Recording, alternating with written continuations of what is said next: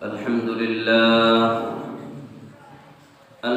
لله وكفى وسلام على عباده الذين اصطفى أما بعد فأعوذ بالله من الشيطان الرجيم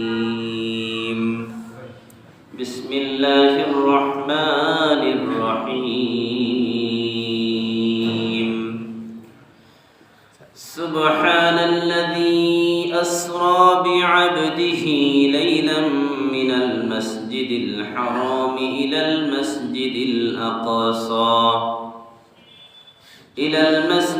الأقصى الذي باركنا حوله لنريه من آياتنا إنه هو السميع البصير. وقال تعالى: والنجم إذا هوى ما ضل صاحبكم وما غوى وما ينطق عن الهوى إن هو إلا وحي يوحى علمه شديد القوى ذو مرة فاستوى وهو بالأفق الأعلى ثم دنا فتدلى فكان قاب قوسين أو أدنى فأوحى إلى عبده ما أوحى. صدق الله العظيم وصدق رسوله النبي الكريم ونحن على ذلك من الشاهدين والشاكرين والحمد لله رب العالمين. উপস্থিত মুহতারাম সম্মানিত মুসল্লিয়ান ইকরাম, সর্বপ্রথম মহান রব্বুল আলামিনের দরবারে শুকরিয়া জ্ঞাপন করি যে মহান রব্বুল আলামিন আমাদেরকে পবিত্র শবে মেরাজের রজনীতে ঈশান নামাজের পরে আলোচনা শোনার জন্য বসার তৌফিক দিয়েছেন। এজন্য সকলেই দিল থেকে খুশি হয়ে পড়ি আলহামদুলিল্লাহ। আবারও শুকরিয়া আদায় করি যে মহান রব্বুল আলামিন আমাদেরকে দুনিয়াবী সকল কর্মব্যস্ততা থেকে অবসর করে আল্লাহ তাআলা ঈশান নামাজ জামাতের সাথে আদায় করার তৌফিক দিয়েছেন। আরেকবার দিল থেকে খুশি হয়ে পড়ি আলহামদুলিল্লাহ।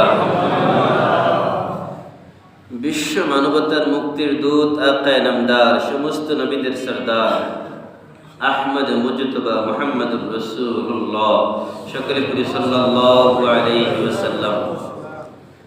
সম্মানিত প্রিয় উপস্থিতি, খুব লম্বা সময় নিব না, অল্প সময় ইনশাআল্লাহ আলোচনা ইতি টানব। দেখেন, দুনিয়ার ব্যস্ততা কার নাই? আমার কি ব্যস্ততা নাই? শুধু কি নামাজ পড়াই আর বসে থাকি নাকি? শুধু তো নামাজ পড়ানো কাজ না, আরও তো অনেক কাজ থাকে। কিন্তু মানুষ এমন ভাব এক একজনের যে পৃথিবীর সব ব্যস্ততা যেন আমাদের ঘাড়েই আছে। আল্লাহর ঘরে ঢোকার পরে মানে কখন বের হয়ে যাব, এই যে একটা অস্থিরতা ভাব আমাদের মধ্যে। অথচ আল্লাহর ঘর হচ্ছে সব থেকে শান্তির জায়গা, সব থেকে নিরাপদ জায়গা। আল্লাহ বলেন, মান দাখালাহু কানা আমিনা, যারা আমার ঘরে প্রবেশ করে তারা সব থেকে বেশি নিরাপদ। বলে সুবহানাল্লাহ। নিরাপত্তার গ্যারান্টি স্বয়ং আল্লাহ রাব্বুল আলামিন আমাদেরকে দিচ্ছেন। তো এখানে কি বিপদ আছে নাকি? কোনো মারামারি কিলাকিলি আছে? তো এক নম্বর নিরাপত্তার গ্যারান্টি আল্লাহ দিচ্ছেন। দ্বিতীয় নম্বর, আল্লাহ রাসূল সাল্লাল্লাহু আলাইহি ওয়াসাল্লাম বলেন, পৃথিবীর মধ্যে সর্বশ্রেষ্ঠ জায়গা হচ্ছে মসজিদ, আর সব থেকে নিকৃষ্ট জায়গা হচ্ছে বাজার। তো সর্বশ্রেষ্ঠ জায়গা হচ্ছে মসজিদ। এই মসজিদে আমাদের মন টিকে না। কেন? কারণ যার অবস্থা যেমন তার ভিতরটাও তেমন। যার অবস্থা যেমন ঠিক সে তো তেমনই করবে। ভালো মানুষ তো ভালো জায়গায় থাকবে, আর যার অন্তরের অবস্থা যেমন আল্লাহই ভালো জানে। তবে দেখেন, যতদিন পর্যন্ত মৃত্যু না আসবে, আল্লাহ বলছেন আলহাকুমুত তাকাসুর হাত্তা যুরতুমুল মাকাবির। আলহাকুমুত তাকাসুর, আল্লাহ বলেন তোমাদেরকে দুনিয়ার প্রাচুর্য আল্লাহ থেকে তোমাদেরকে গাফিল করে দিয়েছে। দুনিয়ার মোহ, দুনিয়ার লোভ লালসা, দুনিয়ার সম্পদ, এগুলো তোমাদেরকে আল্লাহ থেকে গাফিল করে দিয়েছে। কতদিন? হাত্তা যুরতুমুল মাকাবির, যতদিন না কবরের মাটি আমার আপনার মুখে পড়বে ততদিন পর্যন্ত এই ব্যস্ততা। কতদিন? যেদিন কবরের মাটি আমাদের মুখে পড়বে সেদিন ব্যস্ততাও শেষ হবে। এর আগে কারোই ব্যস্ততা কমবে না, কিন্তু এর মধ্যেও কি আল্লাহর কাজ করতে হবে না হবে না? কি বলেন? শবে মেরাজ কি প্রতিদিন আসে? বছরে একদিন, যে বিশেষ একটা পর্ব। এই দিন উচিত ছিল বাজারের সমস্ত মানুষগুলো এসে আলোচনায় অংশগ্রহণ করা, কিন্তু দেখেন আংশিক মানুষ আমরা বসেছি, আর সিংহভাগ লোক তিনারা তাদের ব্যস্ততা দেখিয়ে চলে গেলেন। তাতে কি আমাদের লস আছে নাকি? আমরা যারা বসেছি আমাদের লাভ আছে না নাই? কি লাভ? এই লাভের কথা বলে আমি আমার আলোচনা শুরু করব। ওমাজতামা কওমুন ফি বাইতিম মিন বুয়ুতিল্লাহি ইয়াতলুনা কিতাবাল্লাহ ওয়া ইয়াতাদারাসুনা বাইনাহুম ইল্লা নাযালাত আলাইহিমুস সাকিনাহ ওয়া গাশিয়াতহুমুর রাহমাহ ওয়া যাকারাহুমুল্লাহু ফি মান ইনদাহু ওয়া হাফফাতহুমুল মালায়েকা। আল্লাহ রাসূল সাল্লাল্লাহু আলাইহি ওয়াসাল্লাম বলেন, যখন মসজিদের মধ্যে কোরআন তেলাওয়াত করা হয় অথবা কোরআনের দর্স দেওয়া হয়, আলোচনা করা হয়, এরকম বৈঠকে বসে আলোচনা হয় যখন, ইল্লা হাফফাতহুমুল মালায়েকা, এক নম্বর ওই লোকগুলো আল্লাহর রহমতের ফেরেশতার নিরাপত্তার চাদরে আল্লাহ বেষ্টন করে নেয়, বলি সুবহানাল্লাহ। দুই নম্বর গাশিয়াতুমুর রাহমাহ, আল্লাহ তার ওই বান্দাদের প্রতি স্পেশাল রহমত নাজিল করেন, সুবহানাল্লাহ। তিন নম্বর নাযালাত আলাইহিমুস সাকিনাহ, আল্লাহ বলেন আমি ওই বান্দাদের অন্তরের মধ্যে প্রশান্তি দান করি, বলি সুবহানাল্লাহ। চার নম্বর ওয়া যাকারাহুমুল্লাহু ফি মান ইনদা, আল্লাহ বলেন ওই বান্দাগুলো আমার নৈকট্য প্রাপ্ত, আমার সব থেকে কাছের মানুষ হয়ে যায়, বলি সুবহানাল্লাহ।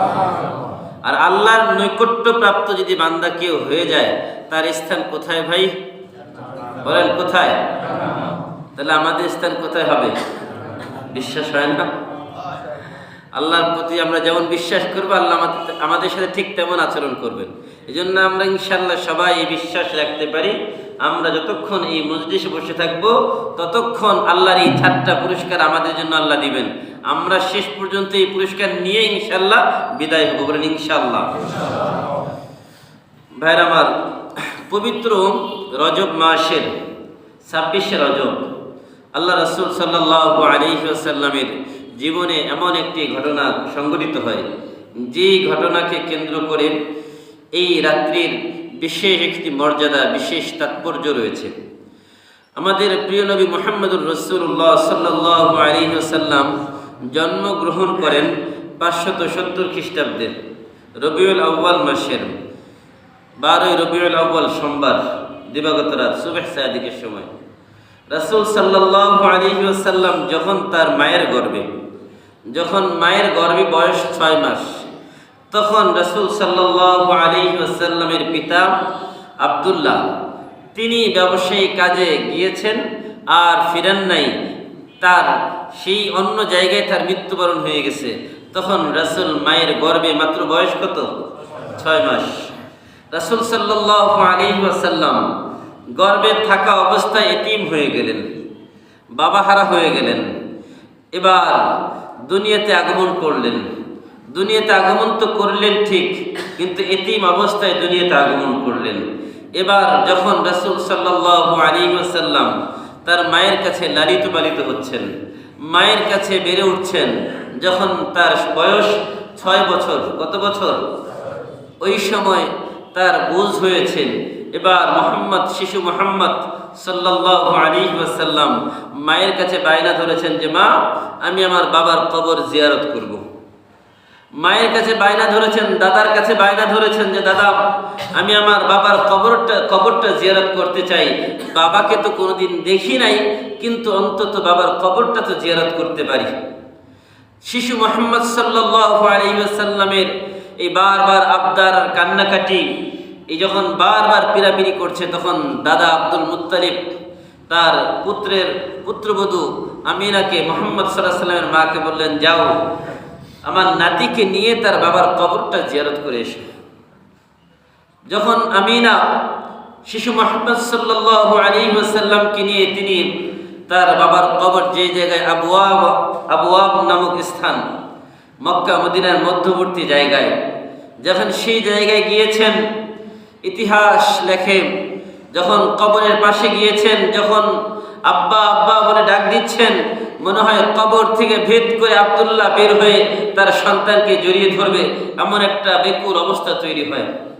সন্তান শিশু মুহাম্মদ সাল্লাল্লাহু আলাইহি ওয়াসাল্লাম দীর্ঘ 6 বছর পরে যখন বাবার কবরের পাশে গিয়েছেন, আবেগ তাড়িত হয়ে বাবার কবরের উপরে গড়াগড়ি শুরু করে দিয়েছে যে আমার বাবা এখানে শুয়ে আছে, অথচ আমি আমার বাবাকে কোনোদিন দেখি নাই।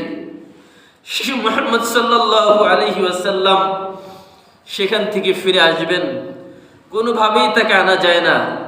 মা তাকে বলছেন, বাবা চলো, বাবার কবর জিয়ারত হয়েছে, এবার আমরা ফিরে যাই। কিন্তু মুহাম্মদ সাল্লাল্লাহু আলাইহি ওয়াসাল্লাম কোনোভাবেই মায়ের সাথে আসতে চান না। বারবার পিরাপিরির পরে মায়ের সাথে চলা শুরু করলেন, কিন্তু কি নির্মম ইতিহাস! আস্তে আস্তে মুহাম্মদ সাল্লাল্লাহু আলাইহি ওয়াসাল্লামের মা তিনিও প্রতিমধ্যে রাস্তায় ইন্তেকাল করেন। মাত্র বয়স 6 বছর। বাবাকে দেখতে গিয়ে এবার মাকেও হারিয়ে ফেললেন। আর সাথে ছিল মারিয়া কিবতিয়া, রাসূল সাল্লাল্লাহু আলাইহি ওয়াসাল্লামের বাবার এক দাসী। সেই দাসী রাসূল সাল্লাল্লাহু আলাইহি ওয়াসাল্লামকে নিয়ে মদিনায় আগমন করেন। আর এইভাবেই রাসূল সাল্লাল্লাহু আলাইহি ওয়াসাল্লাম যখন মা হারা হয়ে গেলেন, বাবা হারা হয়ে গেলেন, 6 বছর বয়সে মাকে হারিয়ে তিনি মাতৃ স্নেহ থেকে বঞ্চিত হয়ে গেলেন। মাতৃ স্নেহ থেকে বঞ্চিত হয়ে দাদার চোখের মনি হয়ে গেলেন। দাদা নাতিকে সবসময় চোখে চোখে রাখেন, কোলে পিঠে করে মানুষ করেন। যখন রাসূলের বয়স 8 বছর, ঠিক ওই সময় দাদা আব্দুল মুত্তালিব তিনিও আল্লাহর ডাকে সাড়া দিয়ে চলে গেলেন। একবার চিন্তা করেন, একটা মানুষের সবথেকে কাছের মানুষ বাবা জন্মের আগেই দুনিয়া থেকে বিদায়। যখন সন্তান বেড়ে ওঠার বয়স 6 বছর, তখন তার মা দুনিয়া থেকে বিদায়। যখন আরেকটু বুঝতে শিখলো, দাদার চোখের মনি হয়ে উঠল, দাদার কোলে পিঠে মানুষ হচ্ছিল, ঠিক ওই মুহূর্তে 8 বছর বয়সে দাদাকে হারিয়ে ফেললেন। এবার দাদার পরে চাচা আবু তালিব রাসূল সাল্লাল্লাহু আলাইহি ওয়াসাল্লামের দায়িত্ব নিলেন। লম্বা ইতিহাস।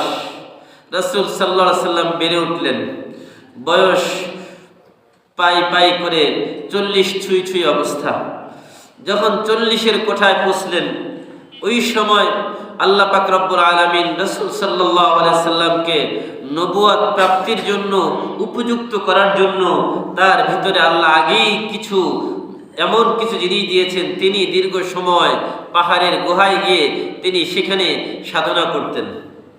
দীর্ঘ সময় সেখানে পাহাড়ের গুহায় বসে বসে সাধনা করতেন। তো যখন তার বয়স ঠিক 40 বছর, একদিন ওই সময় আল্লাহর পক্ষ থেকে আল্লাহর পয়গাম নিয়ে আল্লাহর মনোনীত ফেরেশতা জিবরাইল আলাইহিস সালাতু ওয়াস সালাম নবী মুহাম্মদুর রাসূলুল্লাহ সাল্লাল্লাহু আলাইহি ওয়াসাল্লামের কাছে আগমন করেন। নবী মুহাম্মদুর রাসূলুল্লাহ সাল্লাল্লাহু আলাইহি ওয়াসাল্লামের কাছে যখন আগমন করেন, তখন তিনি দেখেন বিশাল এক আকৃতির মানুষ, যার পাগুলো মাটিতে, মাথাটা আকাশে ছোঁয়ানো। এত বিশাল আকৃতির একজন মানুষকে দেখে মুহাম্মদ সাল্লাল্লাহু আলাইহি ওয়াসাল্লাম ঘাবড়ে গেলেন, ভয় পেয়ে গেলেন, তিনি ভীত সন্ত্রস্ত হয়ে গেলেন।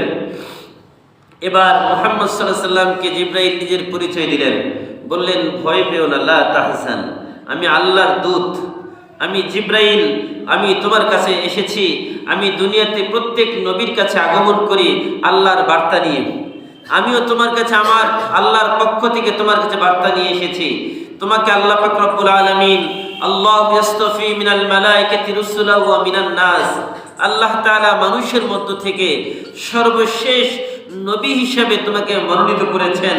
আর আজকে তোমার শুভ সূচনা, আল্লাহ তোমাকে নবুয়ত দ্বারা তোমাকে মনোনীত করেছেন। এবার যখন নবুয়ত প্রাপ্তির সময় হয়ে গেল, জিবরাইল আলাইহিস সালাতু ওয়াস সালাম আধ্যাত্মিকতার একটা গুরুত্বপূর্ণ বিষয় এখানে খেয়াল করেন। জিবরাইল আলাইহিস সালাতু ওয়াস সালাম মুহাম্মদ সাল্লাল্লাহু আলাইহি সাল্লামকে বললেন, আপনি দাঁড়ান। তিনি দাঁড়ালেন। দাঁড়ানোর পরে জিবরাইল তার নিজের বুকের সাথে রাসূলের বুকটাকে লাগিয়ে দিলেন, আলিঙ্গন করলেন। একবার রাসূলকে বুকে নিয়ে চাপ দিলেন। রাসূল বলেন, মনে হচ্ছিল আমার হাড়গুলো যেন ভেঙে চুরমার হয়ে যাবে, এমন চাপ অনুভব করছি আমি। তখন জিবরাইল বললেন, ইকরা, আপনি পড়ুন। জিবরাইলের এই কথার উত্তরে নবী মুহাম্মদুর রাসূলুল্লাহ বললেন, মা আনা বিকারিন, আমি তো পড়তে পারি না, আমি তো উম্মি, আমি তো আনপড়, আমি তো দুনিয়াতে কোনো লেখাপড়া শিখি নাই, আমি তো পড়তে জানি না, দুনিয়াতে আমার কোনো শিক্ষক নাই। তখন আবার জিবরাইল নিজের বুকের সাথে নবী মুহাম্মদ সাল্লাল্লাহু আলাইহি সাল্লামকে সজোরে আবার আলিঙ্গন করলেন, বুকে চাপ দিলেন। এবার মুহাম্মদ সাল্লাল্লাহু আলাইহি ওয়াসাল্লাম তিনি আবার একই কথা বললেন, আমি তো পড়তে পারি না। তৃতীয়বার আবার আলিঙ্গন করলেন। এবার আলিঙ্গনের পরে যখন ছেড়ে দিলেন, এবার রাসূল বলেন, মা আমি কি পড়ব আমাকে বলেন। তখন জিবরাইল বললেন, পড়েন, ইকরা বিসমি রাব্বিকাল্লাযী খালাক, খালাকাল ইনসানা মিন আলাক, ইকরা ওয়া রাব্বুকাল আকরাম আল্লাযী আল্লামা বিল কলম আল্লামাল ইনসানা মা লাম ইয়ালাম। এবার রাসূল পড়লেন। পড়ার পরে জিবরাইল আমিন তিনি চলে গেলেন। নবী মুহাম্মদুর রাসূলুল্লাহ সেই হেরা গুহার থেকে নেমে আসলেন। নেমে বাড়িতে গেলেন। গিয়ে খাদিজাতুল কুবরা, রাসূলের সহধর্মিণী আম্মা জান খাদিজাতুল কুবরা রাদিয়াল্লাহু তাআলা আনহাকে বললেন, জাম্মিলুনি জাম্মিলুনি জাম্মিলুনি, আমাকে চাদর দিয়ে আবৃত করে দাও। প্রচন্ড জ্বরে কাতরাচ্ছেন। জ্বরের কারণে ভয়ে ভীত সন্ত্রস্ত হয়ে শরীরে জ্বর এসেছে আর জ্বরে কাতরাচ্ছেন। আর স্ত্রীকে বলছেন, আমাকে কম্বল দিয়ে আমাকে মুড়িয়ে দাও, আমার উপরে কম্বল দিয়ে দাও। যখন রাসূল সাল্লাল্লাহু আলাইহি সাল্লাম বলছেন খাদিজাতুল কুবরাকে যে আমার কাছে এমন এক ভীত সন্ত্রস্ত ঘটনা সংঘটিত হয়েছে, তখন তিনি বলছেন, আমার জীবন নাশের আশঙ্কা হচ্ছে, আমি কি বিপদে পড়ে গেলাম নাকি, আমি কি কোনো বিপদের মধ্যে আছি নাকি, আমি ভীত সন্ত্রস্ত, আমি বুঝতে পারছি না।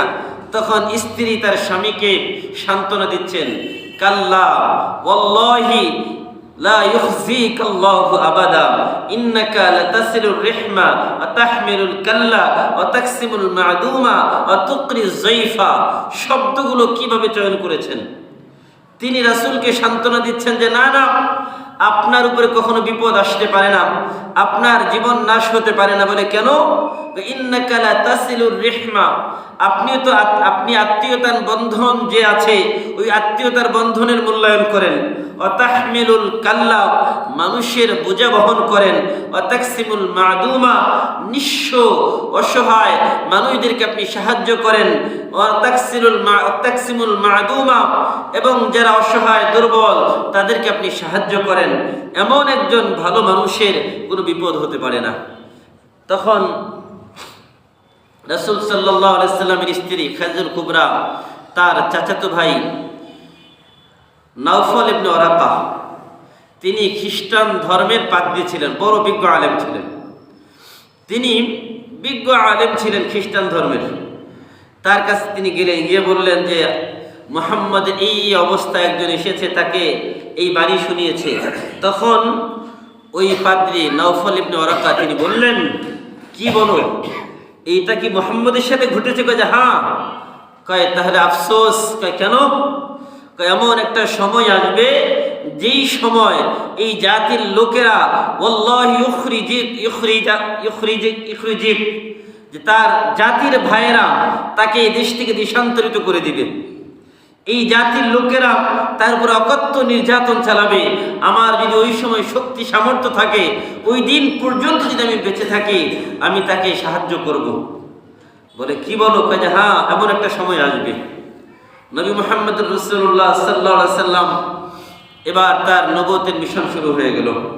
আল্লাহর পক্ষ থেকে বলা হলো, ওয়া আ'রিদ আনিল মুশরিকিন ফাসদা বিমা তু'মার ওয়া আ'রিদ আনিল মুশরিকিন। 3 বছর পর্যন্ত নবুয়তের এই যে প্রচার প্রসার গোপনে গোপনে চলল। 3 বছরে মাত্র 40 জন নবুয়তের দাওয়াত পেয়ে তারা ইসলাম গ্রহণ করলেন। সর্বপ্রথম ইসলাম গ্রহণ করলেন আম্মাদাল খাদিজাতুল কুবরা রাদিয়াল্লাহু তাআলা আনহা। এরপরে ইসলাম গ্রহণ করলেন আবু বকর সিদ্দিক রাদিয়াল্লাহু তাআলা আনহু। এরপরে ইসলাম গ্রহণ করলেন আলী মুর্তজা রাদিয়াল্লাহু তাআলা আনহু। এইভাবে একের পর এক ইসলামে দীক্ষিত হওয়া শুরু হলো।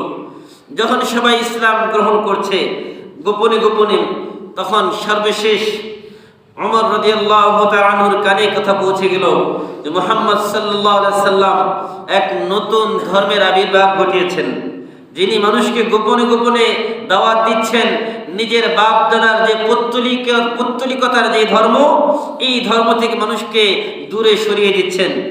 এবার আবু জেহেল বলল, কে আছে যে মুহাম্মদের মাথাটা আমাদের কাছে এনে দিবে, তাকে 100 উট পুরস্কার দেওয়া হবে।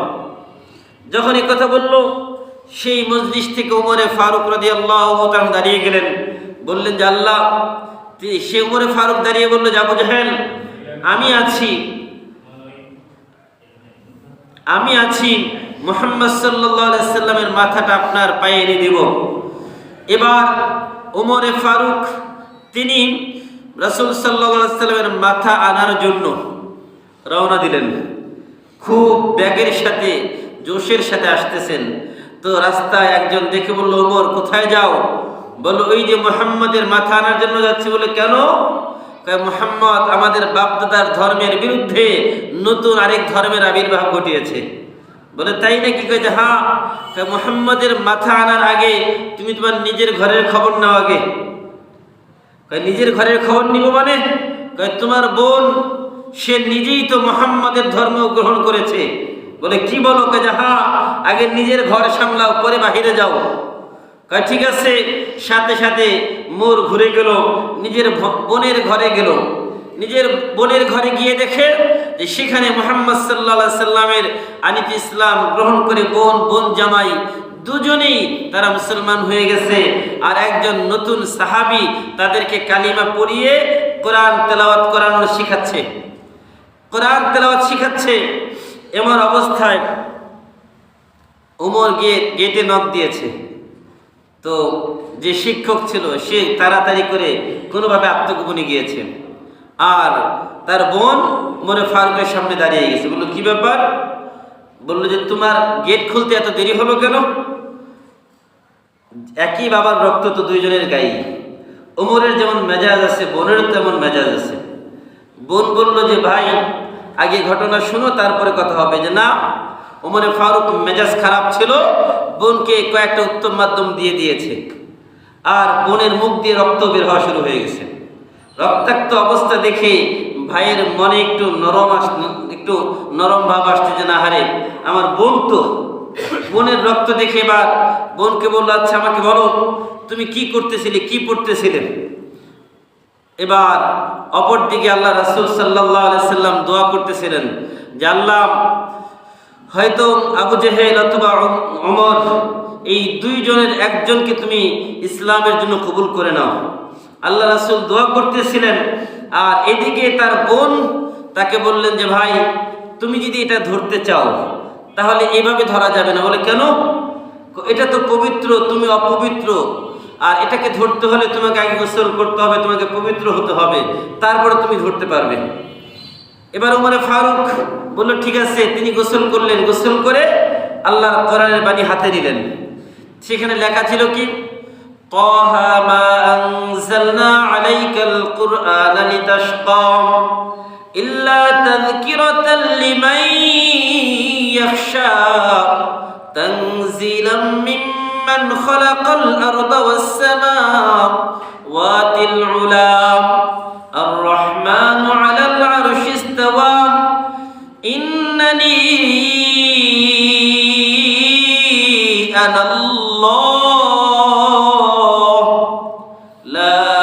ইলাহা ইল্লা আনা ফা'বুদনি। লম্বা আয়াত মাঝখানে বাদ দিয়ে দিয়েছি। এই পর্যন্ত যখন পড়লেন ওমরের, তিনি তো আরবি বুঝেন, আরবের মানুষ, পড়তেছিলেন আর হৃদয় গলে চোখ দিয়ে অঝরে নয়ন ঝরে পানি পড়তেছিল, তার দিল গলে গেছে।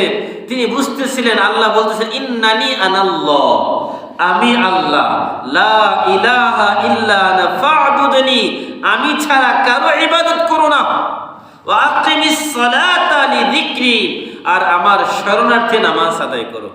যখন এটা পড়তেছিলেন বলল যে বোন, আমাকে তুমি মুহাম্মাদের কাছে নিয়ে চলো, আমি এবার মুহাম্মাদের কাছে যেতে চাই।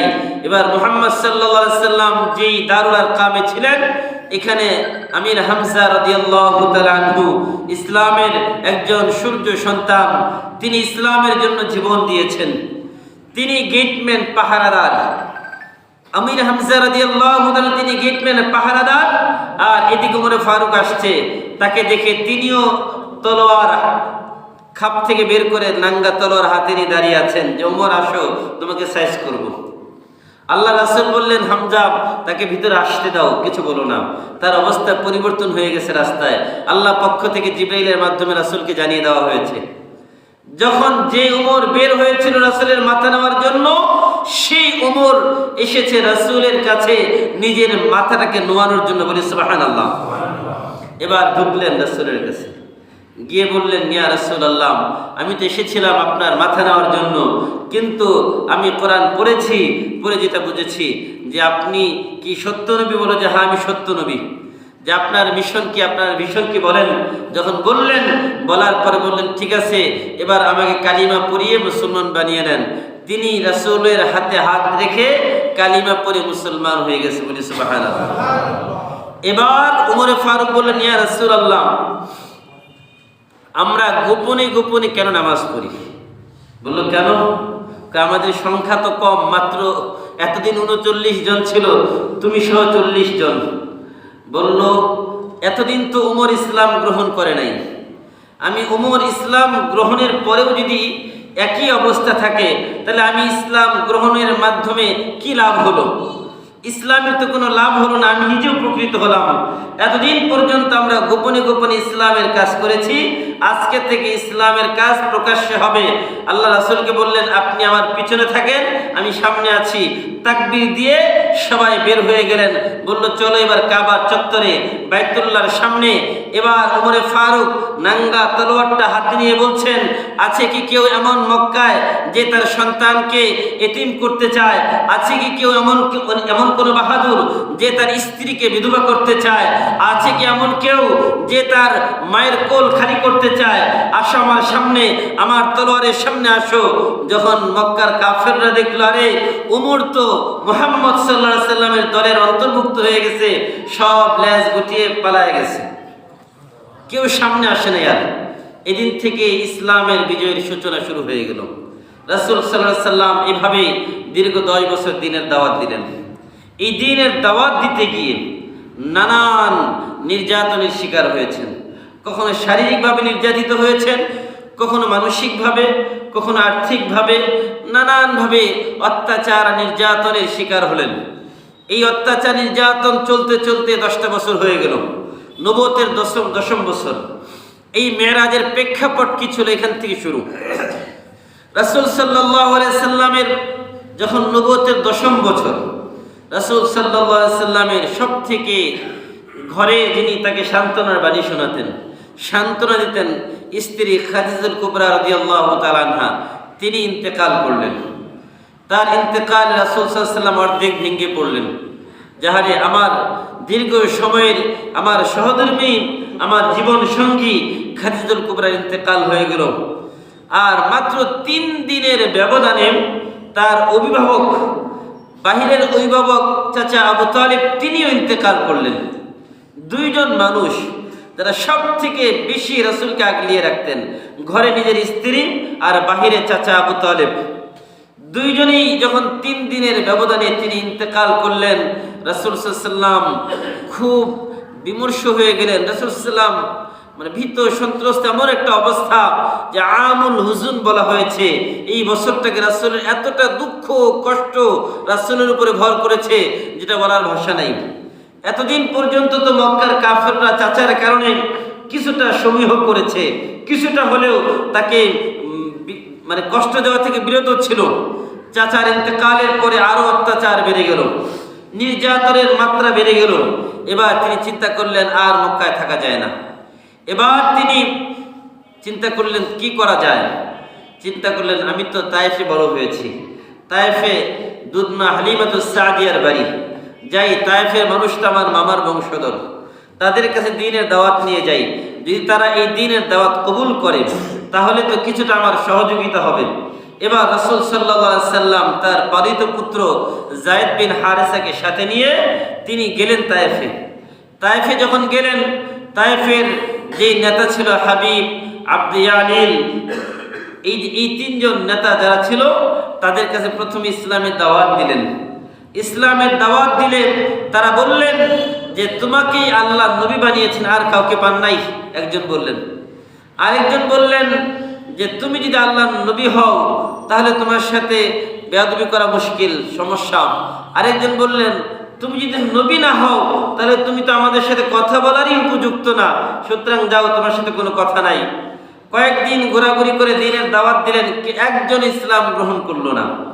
বরং কি হলো, ওই যারা লিডার ছিল তায়েফের, তারা সকল গোত্রের লোকদেরকে, উশৃঙ্খল ছেলেদেরকে বলল এই লোকটা পাগল, মাজনুন, এই লোকটা পাগল, সুতরাং পাগলের সাথে যেমন আচরণ করা হয় তেমন আচরণ করা হলো। পাগলকে তো আগে দেখলে মানুষ ঢিল ছুড়তো, থুতু নিক্ষেপ করত। তো তারা নেতারা যখন লেলিয়ে দিল সন্ত্রাসীদেরকে, তখন তারা রাসূল সাল্লাল্লাহু আলাইহি সাল্লাম যখন তায়েফ থেকে বের হয়ে আসতেছিলেন তখন তার উপরে বৃষ্টির মতো পাথরের বৃষ্টি হয়েছে, পাথরের বৃষ্টি হয়েছে। রাসূলের মাথা থেকে পা পর্যন্ত পুরা শরীর রক্তাক্ত হয়ে গেছে।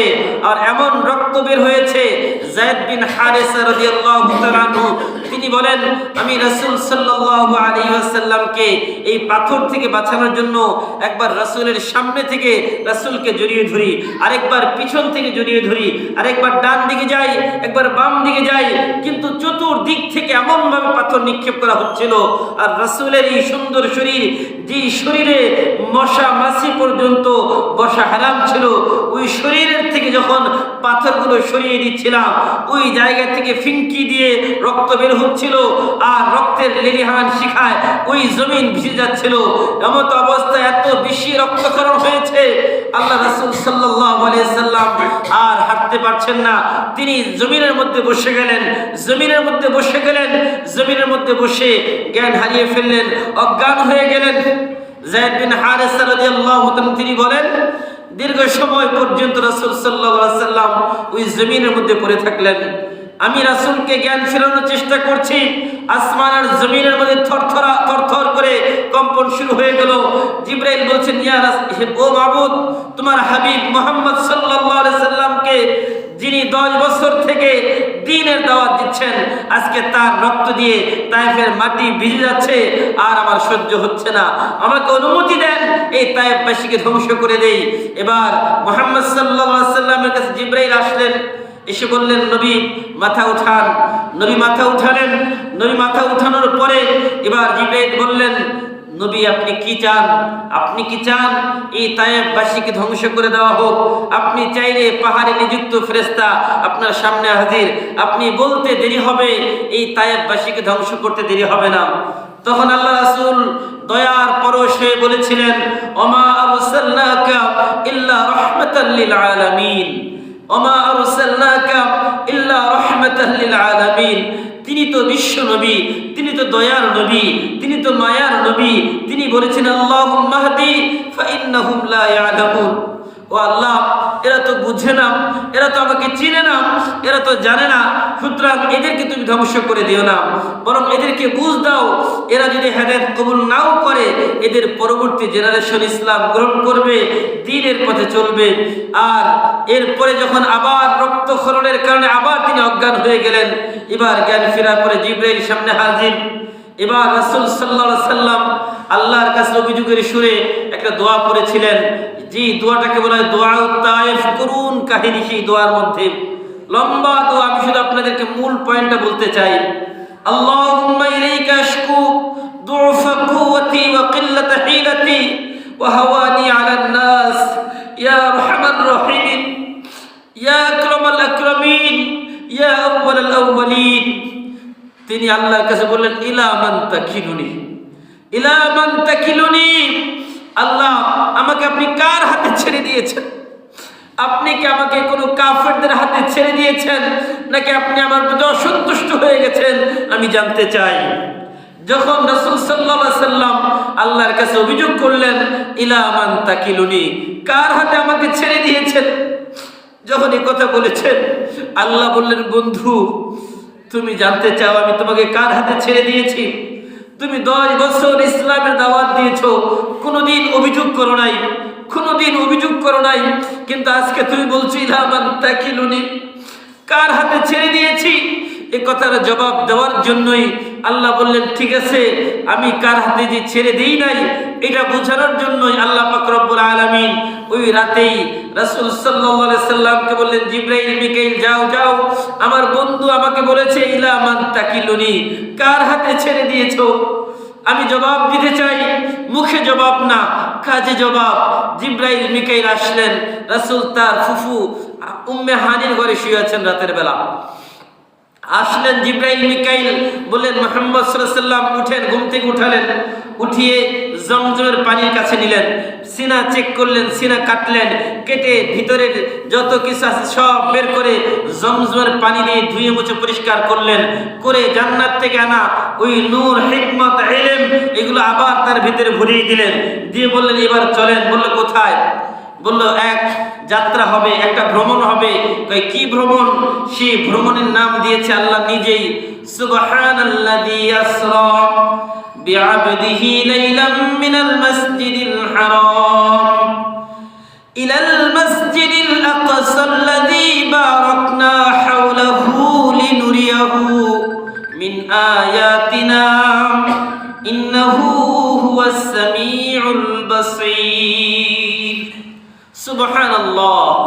কোন আশ্চর্যজনক ঘটনা ঘটলে তখন সুবহানাল্লাহ বলতে হয়। আল্লাহ নিজেই এই ঘটনার জন্য সুবহানাল্লাহ বলছেন, আমরাও বলি সুবহানাল্লাহ, জোরে বলি সুবহানাল্লাহ।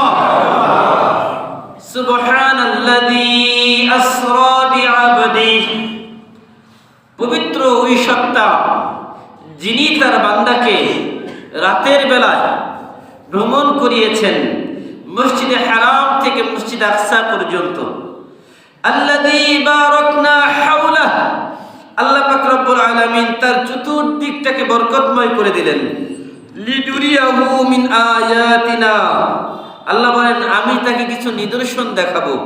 ইন্নাহু হুয়াস সামিউল আলিম, আল্লাহ সব কিছু শুনেন, সব কিছু দেখেন। রাসূল যে বলেছেন ইলা মান তাকিলুনি, কার হাতে ছেড়ে দিয়েছো? আল্লাহ বলেন আমি কথা শুনেছি আর আমি দেখছি, কারো হাতে তোমাকে ছাড়ি নাই। এবার রাসূল সাল্লাল্লাহু আলাইহি সাল্লাম যাত্রা শুরু করলেন, এক পাশে জিবরাইল আর এক পাশে মিকাইল, তিনজন আল্লাহর রাসূলের পক্ষ থেকে একটা বুরাক আনা হলো। বুরাক নামক ওই বাহনে চললেন। বুরাক নামক ওই বাহনে চড়ে যখন যাত্রা করলেন মক্কা থেকে সেই বাইতুল মুকাদ্দাস জেরুজালেম, তখনকার ওই যুগে 1 মাসের রাস্তা, 1 মাসের রাস্তা অতিক্রম করতে হবে। সেখানে বুরাকের গতি কেমন ছিল? বুরাকের গতি ছিল বিদ্যুৎ গতি, চোখের দৃষ্টি যত দূর যায় 1 লাফে তত দূর যায়। বলি সুবহানাল্লাহ। এমন একটা গতিমান একটা বাহনে চললেন। চড়ার আগে আরেকটা ঘটনা ঘটে গেল। ওই বুরাকে চড়বে, বুরাক একটু নড়াচড়া করতেছে। এবার জিবরাইল বলে, ও বুরাক, তুমি কি জানো তোমার মধ্যে কে উঠবে আজকে? তুমি যে নড়াচড়া করছো তার সাথে বেয়াদবি করতেছে, তুমি কি জানো তোমার এর আগে এমন দামি মানুষ কোনোদিন তোমার পিঠে আরোহণ করে নাই। তোমার পিঠে চড়বে বিশ্ব নবী, আল্লাহর প্রিয় বন্ধু, রহমাতুল লিল আলামিন, সাইয়্যিদুস সাকলাইন, সাইয়্যিদুল মুরসালিন, নবী আরবি মুহাম্মদুর রাসূলুল্লাহ সাল্লাল্লাহু আলাইহি ওয়াসাল্লাম। এবার বুরাক থেমে গেল, আল্লাহর কাছে ফরিয়াদ করলো, আল্লাহ আমার জবানটা একটু খুলে দাও, তোমার বন্ধুর সাথে একটু কথা বলতে চাই। বোরাক আল্লাহর কাছে ফরিয়াদ করলো, আল্লাহ জবান খুলে দিলেন। এবার বোরাক বলছে, নবী আমি আসলে আপনার সাথে বেয়াদবি করতে চাই নাই, আমি আপনাকে একটা জিনিস বোঝাতে চেয়েছি। বললো, কি তুমি বলো। বোরাক রাসূলকে বলছে, আমার একটা আরজি আপনার কাছে আছে। বললো, কি আরজি তোমার?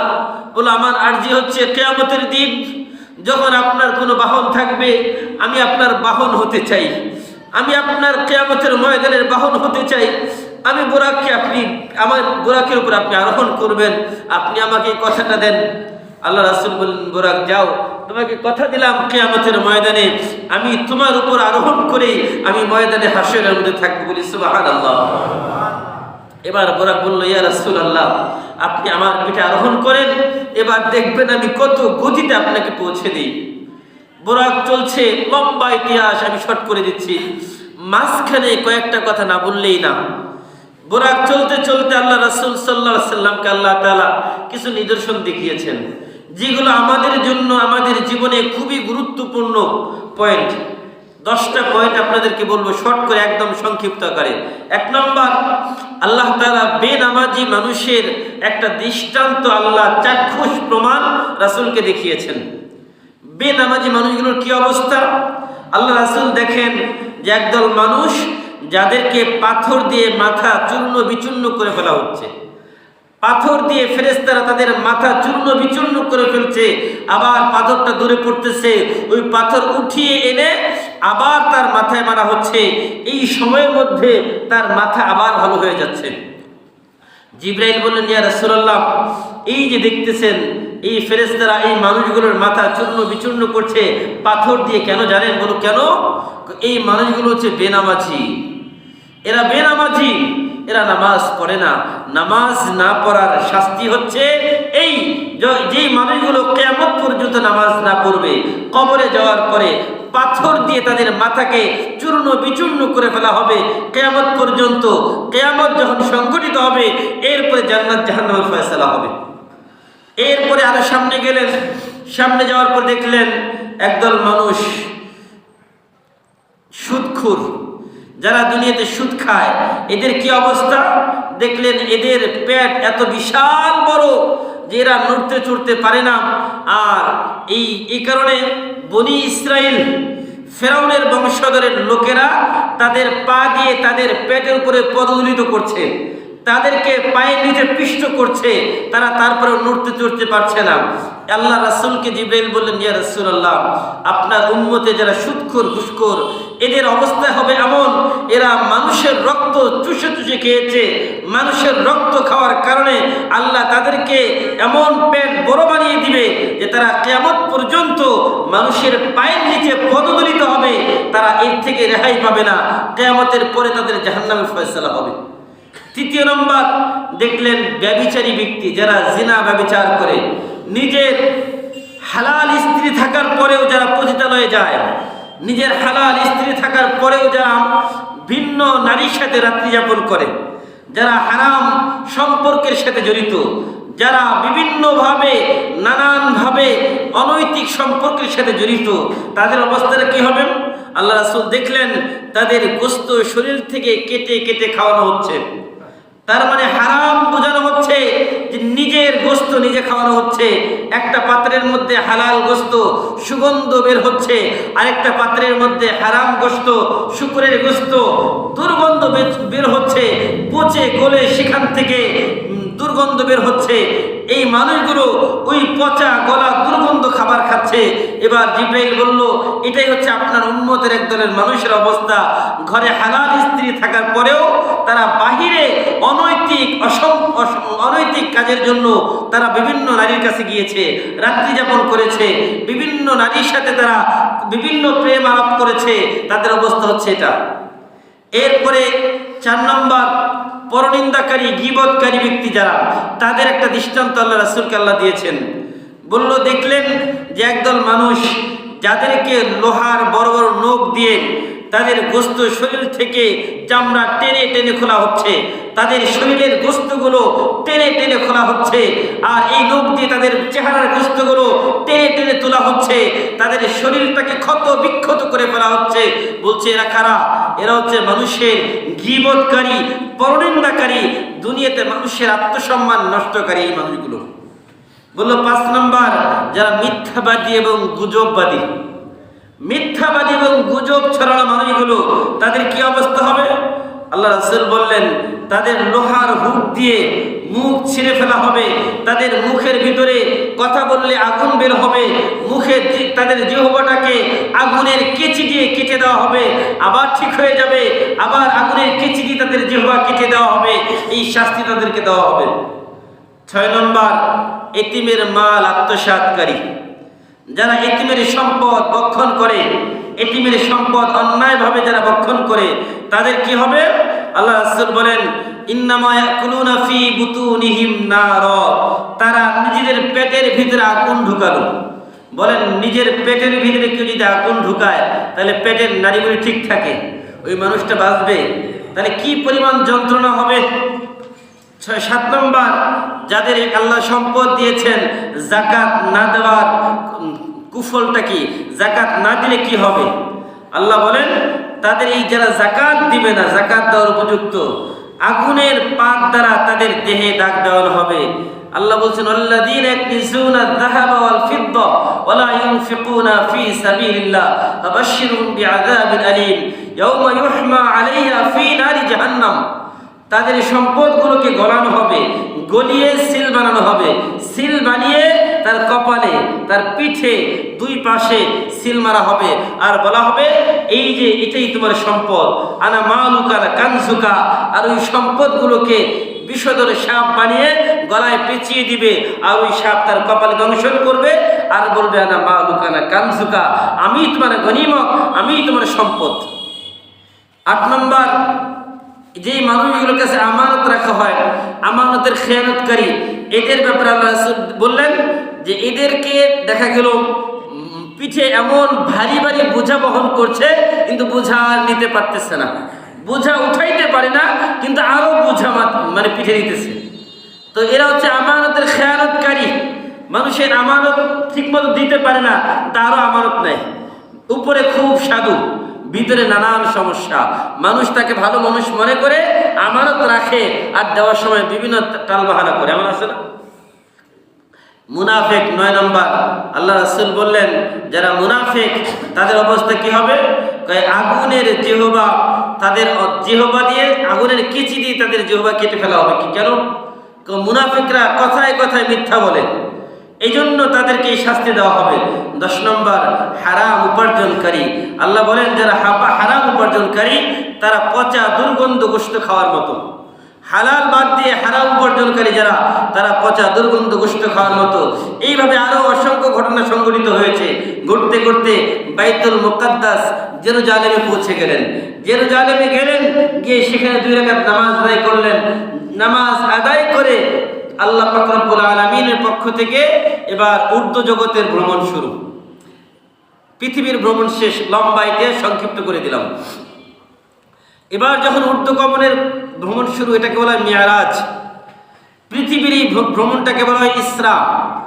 আর এই যে পৃথিবী থেকে যে ঊর্ধ্বগমন, আসমান, 7 আসমান পাড়ি দিয়ে যে ভ্রমণ হবে, এটাকে বলা হয় মিরাজ। এই মিরাজে কিভাবে গিয়েছেন এটা আল্লাহ ভালো জানেন। বিভিন্ন জন কেউ বলেছেন, বিভিন্ন সিঁড়ি ব্যবহার করেছেন, বিভিন্ন কথা আছে, এগুলো না বলি, এগুলো বলার সময়ও নেই আসলে। এবার প্রথম আসমানে গেলেন জিবরাইল মিকাইল সাথে। আসমানে গেলেন, করা, গেটের মধ্যে নক দিলেন। যখন আওয়াজ দিলেন, যেই ফেরেশতা গেটে নিযুক্ত আছে পাহারাদার, সে বলছে মান? বলল, আমি জিবরাইল। দেখেন, সব ফেরেশতাদের নেতা জিবরাইল, সেও অনুমতি ছাড়া, পরিচয় ছাড়া ভিতরে ঢুকতে পারে না। বলতেছে, আপনি কে? আমি জিবরাইল। আপনার সাথে তো আরো দেখা যায় একজনকে। উনি কে? উনি হচ্ছেন মুহাম্মদ সাল্লাল্লাহু আলাইহি সাল্লাম, আল্লাহর স্পেশাল গেস্ট, আল্লাহর স্পেশাল মেহমান, তাকে আল্লাহ আনার জন্য বলেছেন। বললো ঠিক আছে। গেট খুলে দিলেন, প্রথম আসমানে ঢুকলেন। ঢুকে দেখলেন পিতা আবুল বাশার আদম আলাইহিস সালাতু ওয়াস সালাম, তিনি বসে আছেন।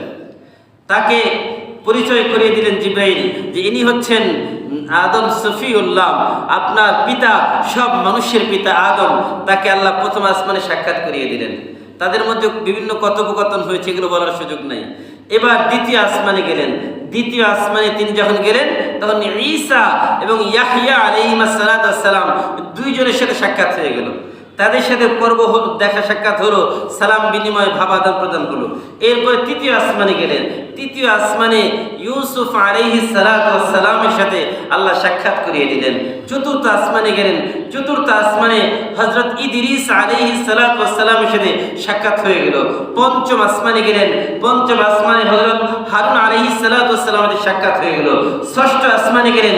ষষ্ঠ আসমানে হযরত মূসা কালিমুল্লাহর সাথে সাক্ষাৎ হয়ে গেল। আর সপ্তম আসমানে গেলেন। সপ্তম আসমানে গিয়ে আল্লাহ পাক রব্বুল আলামিনের খলিল ইব্রাহিম আলাইহিস সালামের সাথে আল্লাহ সাক্ষাৎ করিয়ে দিয়েছে। বলি সুবহানাল্লাহ। দেখলেন কি অবস্থা?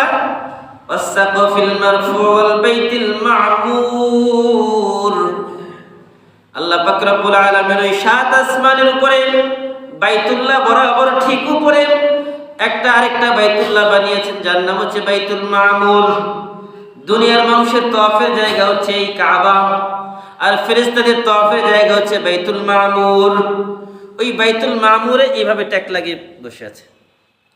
এইভাবে ট্যাক লাগিয়ে যখন বসে আছেন তখন পরিচয় হলো সন্তানের সাথে পিতার পরিচয়। কেন? ইব্রাহিম আলাইহিস সালাম তো দাদা হন। কি হয় বলেন তো? কি সম্পর্ক? দাদা। কেমনে? তার পুত্র ইসমাঈলের বংশধর নবী মুহাম্মদুর রাসূলুল্লাহ সাল্লাল্লাহু আলাইহি ওয়াসাল্লাম, তার মানে দাদা নাতি সম্পর্ক। পরিচয় হয়ে গেল, কথোপকথন হলো, সংলাপ হলো তাদের মধ্যে। এবার সাত আসমানের ভ্রমণ শেষ। এরপরে কি ঘটলো? ওয়ান নাজমি ইযা হাওয়া মা দাল্লা সাহিবুকুম ওয়া মা গাওয়া ওয়া মা ইয়ানতিকু আনিল হাওয়া ইন হুয়া ইল্লা ওয়াহয়ুন ইউহা আল্লামাহু শাদীদুল কুওয়া যু মিররাতিন ফাস্তাওয়া ওয়া হুয়া বিল উফুকিল আ'লা ثم دنا فتدلى فكان قاب قوسين أو أدنى فأوحى إلى عبده ما أوحى ما كذب الفؤاد ما رأى أفتمارونه على ما يرى ولقد رآه نزلة أخرى عند سدرة عندها جنة المأوى। আল্লাহ পাক রব্বুল আলামিন এবার নবী মুহাম্মদুর রাসূলুল্লাহ সাল্লাল্লাহু আলাইহি ওয়াসাল্লাম শেষ করে দিব নাকি? আর অল্প সময়, বেশি সময় নিব না, আপনাদের কষ্ট হচ্ছে বুঝতেছি। নবী মুহাম্মদুর রাসূলুল্লাহ সাল্লাল্লাহু আলাইহি ওয়াসাল্লাম এবার সাত আসমান পাড়ি দিয়ে তিনি ইনদা সিদরাতুল মুনতাহা, সিদরাতুল মুনতাহা তার মানে হচ্ছে সাত আসমানের বর্ডার ক্রস করবেন। এই বর্ডার ক্রস করার কোনো ফেরেশতার অনুমতি নাই। কোনো ফেরেশতা এই সিদরাতুল মুনতাহা পার করতে পারে না। এবার রাসূল সাল্লাল্লাহু আলাইহি ওয়াসাল্লাম যখন সিদরাতুল মুনতাহা পার হয়ে যাবেন, বলল জিবরাইল চলো আমার সাথে। জিবরাইল বললেন আগার মুয়েস, যদি আমি আমার এক পা সামনে বাড়াই, যদি একটা পা সামনে দেই, আমি জিবরাইলের যে 600 ডানা আছে, এই 600 ডানা এক মুহূর্তে পুড়ে ছারখার হয়ে যাবে। আল্লাহর পক্ষ থেকে আমি জিবরাইলের জন্য এর বাহিরে আর যাওয়ার কোনো সুযোগ নাই। কারণ আজকের এই মেহমানদারি আপনার জন্য বিশেষভাবে আল্লাহ স্পেশাল ভাবে বানিয়েছেন। এবার রফরফ নামে একটা বাহন আনা হলো। আল্লাহ পাক রব্বুল আলামিন নবী মুহাম্মদুর রাসূলুল্লাহ সাল্লাল্লাহু আলাইহি ওয়াসাল্লামের সাথী হিসাবে, সঙ্গী হিসাবে আবু বকর সিদ্দিকের কণ্ঠে একজন ফেরেশতা নিযুক্ত করে দিলেন। হাদিসের মধ্যে এসেছে পিছন থেকে ওই ফেরেশতা রাসূলকে বলেন যে সামনে যান, ডানে যান, বামে যান। রাসূল বলে আবু বকর কোথা থেকে আসলো? জবাব আসলো, বন্ধু আবু বকর আসে নাই, কিন্তু আবু বকরের কণ্ঠে আমি আল্লাহ একজন ফেরেশতা নিযুক্ত করে দিয়েছি। বলি সুবহানাল্লাহ। এবার রাসূল সাল্লাল্লাহু আলাইহি ওয়াসাল্লাম জান্নাতুল মাওয়া। জান্নাতুল মাওয়া মানুষের চিরস্থায়ী জান্নাতের কাছে চলে গেলেন। জান্নাতে গেলেন, জান্নাতে গিয়ে দেখলেন জান্নাতের নাজ নিয়ামত দেখার পর দেখলেন বেলালের পায়ের আওয়াজ ওই জান্নাতের মধ্যে পাওয়া যায়। বেলাল হাবশী, যে মানুষটা দেখতে খুব বেশি সুন্দর ছিল না, যার নাক ছিল মোটা, ঠোঁটগুলো ছিল মোটা মোটা, চেহারা ছিল কুৎসিত অসুন্দর, যে মানুষটা একজন গোলাম ছিল, এই গোলাম থাকা অবস্থায় যখন ইসলাম গ্রহণ করেছে, ইসলাম গ্রহণের কারণে তার মনিব তাকে বলল, বেলাল ইসলাম ছাড়ো নয়তো তোমার জীবন যাবে। তাকে শাস্তি দেওয়ার জন্য ওই মরুভূমির উত্তপ্ত বালুর মধ্যে তার পিঠের নিচে আগুনের আঙ্গার কয়লা, জ্বলন্ত কয়লা রেখে তার বুকের উপরে পাথর চাপা দিয়ে তাকে রেখে দেওয়া হয়, আর বলা হয়, বেলাল ইসলাম ছেড়ে দাও নয়তো তোমার জীবন যাবে। বেলাল বলে, আহাদ আহাদ, আল্লাহ এক, আল্লাহ দ্বিতীয়, আল্লাহকে ছাড়বো না। আমার জীবন তো যেতে পারে কিন্তু আল্লাহকে ছাড়বো না। এভাবে একদিন, 2 দিন, 3 দিন যায়, দিন যায়, রাত যায়। একদিন আবু বকর সিদ্দিকের সামনে পড়ে যায়। আবু বকর সিদ্দিক বলে, উমাইয়া রে, এই যে তোর একটা গোলাম, হাবশী গোলাম, দেখতে তো খুব সুন্দর নাম, নাক গোলা উঁচা উঁচা, তার ঠোঁট গোলা মোটা, দেখতেও অসুন্দর, খুব বেশি কাজের মনে হয় না, এই গোলামটাকে আমি কিনতে চাই, বিক্রি করবি নি? উমাইয়া বলে, হ্যাঁ হ্যাঁ, এটা বিক্রি করবো, কেউ কেনার আছে নাকি? আবু বকর বললেন যে হ্যাঁ হ্যাঁ আমি কিনতে চাই, বলো কত দাম, বলো বলো। বললো 100 দিনার এই গোলামের দাম। আবু বকর বলল, ঠিক আছে, কোনো অসুবিধা নাই, তুমি 100 দিনার নিয়ে এই গোলামকে আজাদ করে দাও। এই জন্য ইতিহাস লেখেন, সাইয়্যিদুনা আবু বকর সিদ্দিক রাদিয়াল্লাহু তাআলা আনহু, তিনি বেলাল হাবশীকে আজাদ করেছেন। আজাদ করার পরে তাকে মুক্ত করে দিয়েছেন। তিনি রাসূলের দরবারে আসেন। রাসূল সাল্লাল্লাহু আলাইহি সাল্লাম তাকে ইসলামের মুয়াজ্জিন নিযুক্ত করেন। যখন তার ওই যে কষ্টের সময় ছিল জিহ্বায়, তার জিহ্বার মধ্যে কয়লা দেওয়া হয়েছে, আগুন দেওয়া হয়েছে, তার কণ্ঠটা নষ্ট করে দেওয়ার জন্য, কথাও ঠিক মতো বলতে পারেন না, আরবি হরফগুলো ঠিকভাবে উচ্চারণ করতে পারেন না। এরপরে রাসূল সাল্লাল্লাহু আলাইহি ওয়াসাল্লাম ওই বেলালকে নিজের মুয়াজ্জিন বানিয়ে দিলেন। তিনি আশহাদু আল্লাহ উচ্চারণ ঠিকভাবে করতে পারেন না, সিনের উচ্চারণ ঠিকভাবে হয় না।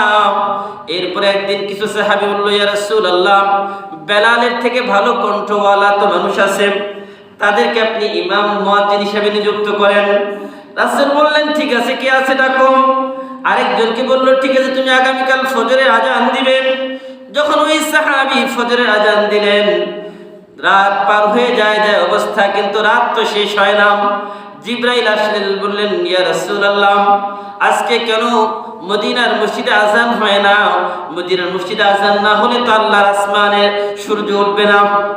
বললো, কেন? আজান তো হয়ে গেছে। বললো যে না না, ওই আজান আল্লাহর আসমান পর্যন্ত পৌঁছায় নাই। বললো, কেন? আজকে তো বেলালের আজান শোনা যায় নাই।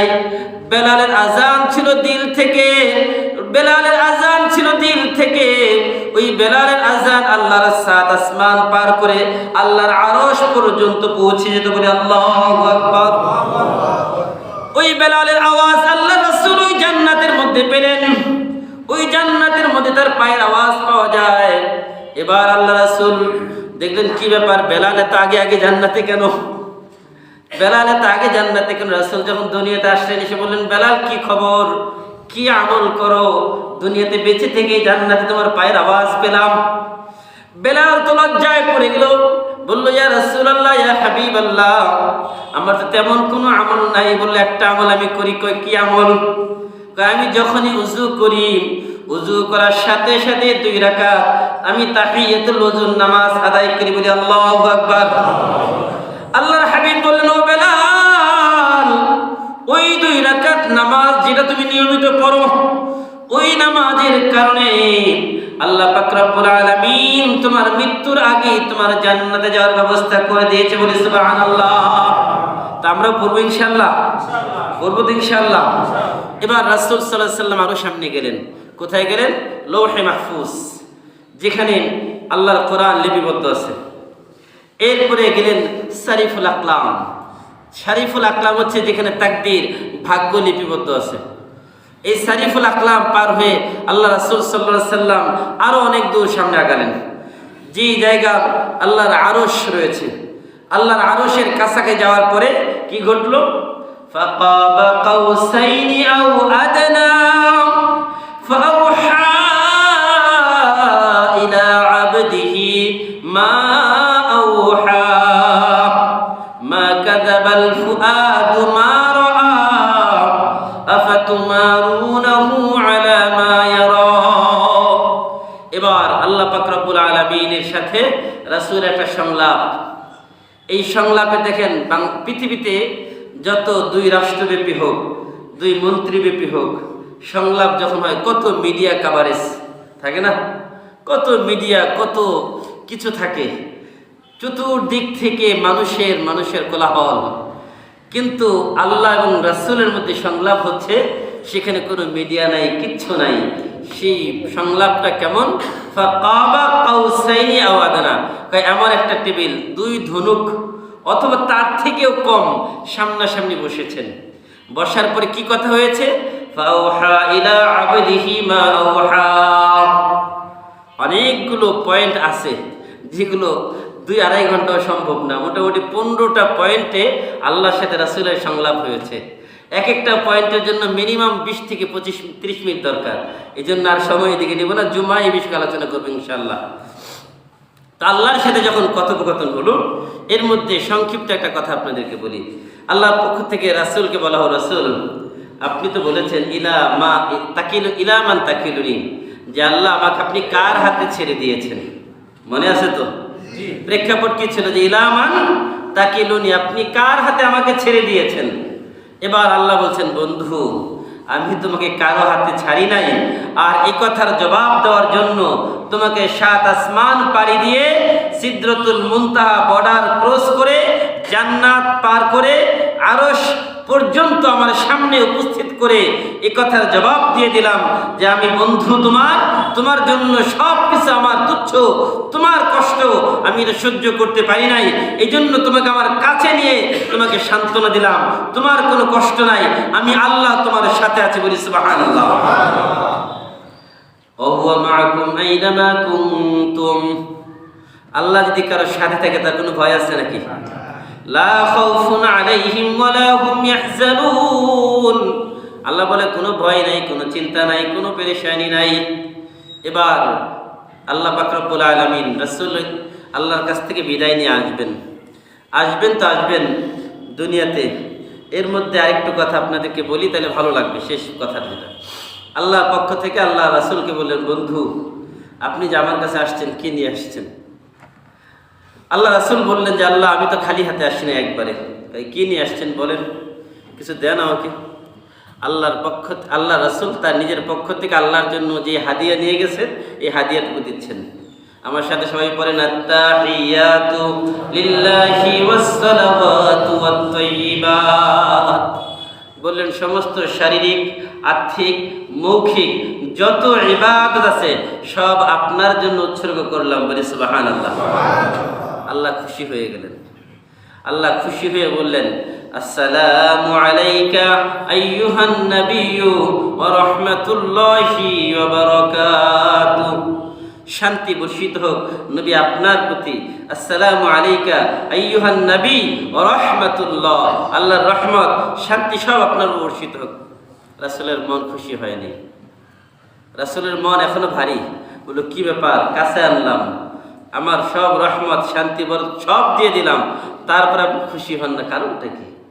আল্লাহ আমারে তো দিলেন, কিন্তু আমার উম্মতেরা তো কিছুই পাইল না, আমার উম্মতদেরকে তো কিছুই দিলেন না। এবার আল্লাহ বললেন, আসসালামু আলাইকা আইয়ুহান নবী ওয়া রাহমাতুল্লাহি ওয়া বারাকাতুহু, আসসালামু আলাইনা ওয়া আলা ইবাদিল্লাহিস সালিহিন। আল্লাহ বলেন, যান নবী আপনার সাথে সাথে আপনার যত নেককার বান্দা আছে সবার উপরে শান্তি আর রহমত আমি আল্লাহ দান করলাম, বলে সুবহানাল্লাহ। আসমানের মধ্যে যত ফেরেশতারা ছিল সবাই এই সংলাপ শুনছেন, ওই সংলাপে সবাই সাক্ষী। সবাই শোনার পরে কি বলছেন? আশহাদু আল্লা ইলাহা ইল্লাল্লাহু ওয়া আশহাদু আন্না মুহাম্মাদান আবদুহু ওয়া রাসূলুহু। বললেন আমরা সাক্ষী থাকলাম আল্লাহ যে আপনি এক, অদ্বিতীয়, আপনার কোনো তুলনা নাই, আর আপনার প্রিয় নবী মুহাম্মদুর রাসূলুল্লাহ সাল্লাল্লাহু আলাইহি ওয়াসাল্লাম, আমরা এটার সাক্ষী থাকলাম। আমরা কিয়ামতের ময়দানে কথার সাক্ষী দিব। এবার ফিরে আসবেন। আল্লাহ বললেন যে বন্ধু, তুমি তো আমার জন্য অনেক কিছু নিয়ে আসছো, আমিও তোমাকে খালি হাতে ফেরাতে চাই না, তোমার উম্মতের জন্য কিছু তোহফা, কিছু হাদিয়া দিতে চাই। এবারে খুশি না বেচার আপনারা? কয় কি হাদিয়া? কয় 15টা পয়েন্টে আলোচনা আছে, বলছি এগুলো জুমায় বলবো, কিন্তু একটা হাদিয়া যেটা আল্লাহ তাআলা স্পেশালি দিয়েছেন, 5 ওয়াক্ত নামাজ। বলেন কি? 5 ওয়াক্ত দিয়েছিলেন, 50 ওয়াক্ত। এই হাদিস আপনারা সবাই জানেন। দিয়েছিলেন কত? সর্বশেষ সিদ্ধান্ত কত? 5। আল্লাহ এরপরে বলছেন তাম্মাত কালিমাতু রাব্বিকা সিদকা ওয়া আদালা লা মুবাদদিলা লিকালিমাতি ওয়া হুয়াস সামিউল আলিম। নবী, আল্লাহর কথার মধ্যে কোনো পরিবর্তন নাই। আমি আল্লাহ যেহেতু বলেছি 50, আপনার উম্মত আদায় করবে 5, আমি আল্লাহ 50 ওয়াক্ত নামাজের সব আল্লাহ আমি আপনার উম্মতকে দিয়ে দিব। সুবহানাল্লাহ। 5 ওয়াক্ত আদায় করলে পাবো কত বলেন? কত? লাভ না লস? এবার সবাই খুশি তো? তাহলে 5 ওয়াক্ত আদায় করবে ইনশাআল্লাহ। কারা কারা 5 ওয়াক্ত নামাজ আদায় করবে ইনশাআল্লাহ? আল্লাহ কবুল করুন, আমিন। হাত নামান। ভাইরা আমার, আজকের এই দিনের সবথেকে বড় শিক্ষা হচ্ছে, যদি নামাজ আদায় করি তাহলেই সার্থক। তা না হলে এই যে এত লম্বা আলোচনা শুনলাম, আপনারা, আমি করলাম, আপনারা শুনলেন ধৈর্য সহকারে, কোনো লাভ নেই। কোনো লাভ আছে? তাহলে আমরা সবাই নামাজ আদায় করবো ইনশাআল্লাহ। আল্লাহ তাআলা আমাদের কবুল করবেন, আমিন। ওয়া আখিরু দাওয়ানা আলহামদুলিল্লাহি রাব্বিল আলামিন।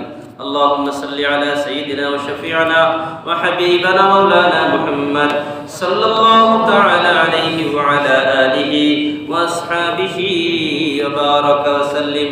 সবাই জিয়ারতের দোয়া করি। আসসালামু আলাইকুম ইয়া আহলাল কবুর।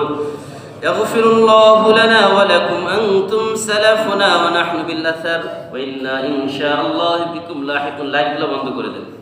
وإنا إن شاء الله بكم لاحقون। সকলে সূরা ফাতিহা একবার, সূরা ইখলাস 3 বার পড়ি। বিসমিল্লাহির রহমানির রহিম।